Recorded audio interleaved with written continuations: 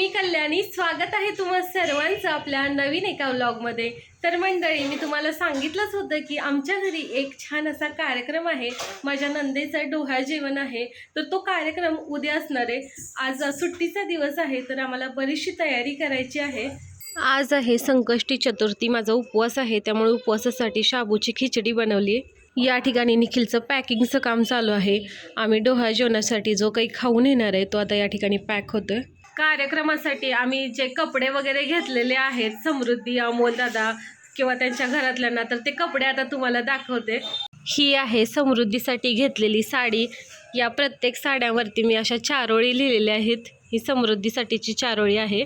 समूसाठी काय लिहिलं आहे हे मी वाचून दाखवते। मुलीपासून आई होण्याचा हा प्रवास, भावनांनी भरलेला प्रेमाचा सुवास। समृद्धी, तुझ्या या नव्या वाटेवर सदैव असो आनंद आणि आशीर्वादांचा वर्षाव। ही दुसरी साडी आहे समृद्धीच्या सासूबाईंसाठी। ही साडी आहे समृद्धीची छोटी नणंद अनघा हिच्यासाठी। आणि ही साडी आहे समृद्धीच्या आजी सासूबाई म्हणजेच आजी त्यांच्यासाठी। या ठिकाणी आपलं सर्व पॅकिंग झालेलं आहे। साडी, टॉवेल, टोपी, पीस, नारळ, ओटीचं सामान असं सगळं काही एकत्र ठेवलेलं आहे। हा आहे मी समृद्धीसाठी केलेला खास रुखवत। याच्यावरती नवखी चाहूल, इवलं पाऊल, रुजलेला अंकुर आता फुलणार ग, आई तू बाबा मी होणार ग, कोणी येणार ग, कोणी येणार ग, असं लिहिलेलं आहे। आणि या ठिकाणी बघा, मी समृद्धीचा ना लग्नातला फोटो लावलेला आहे। हे आहे मी केलेलं डेकोरेशन। याच्यावरती समृद्धीचे डोहाळे जेवण लिहिलेलं आहे आणि समृद्धीचा छान असा एक फोटो चिटकवलेला आहे बघा। ओटी भरण आज कौतुकाचे, काय हवे नको हे तूच सांगायचे, असं लिहिलेलं आहे। या ठिकाणी पुढचं पोस्टर आहे पंचपक्वानांचा थाट, कारण येणाऱ्या बाळाची सारेच पाहत आहेत वाट। इकडे पंचपक्वानांचं चित्र लावलेलं आहे। शिवबासारखे राजे घरी येणार की जिजाऊ मातासारखी मुलगी घरी येणार। शिवाजी महाराजांचं आणि जिजामातांचं चित्र लावलेलं आहे। समृद्धी आई होणार, अमोल बाबा होणार। या ठिकाणी समू आणि अमोल दादांचं चित्र लावलेलं आहे। या ठिकाणी चिंचेचं चित्र लावलेलं आहे। इकडे लिहिलेलं आहे कन्यारत्न सर्वश्रेष्ठ रत्न। या ठिकाणी समृद्धीचा आणि अमोलदादांचा एक फोटो चिटकवलेला आहे।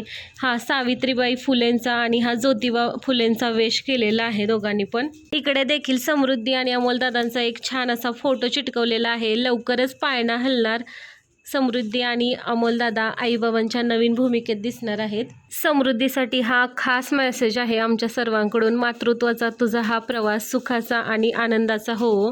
येणाऱ्या बाळासाठी मी हे काही वाक्य लिहिलेली आहेत। गुणवंत हो, यशवंत हो, बुद्धिवंत हो, कीर्तिवंत हो, कृपावंत हो, भाग्यवंत हो, तेजवंत हो, धैर्यवंत हो। आणि ही कविता लिहिलेली आहे समृद्धीसाठी।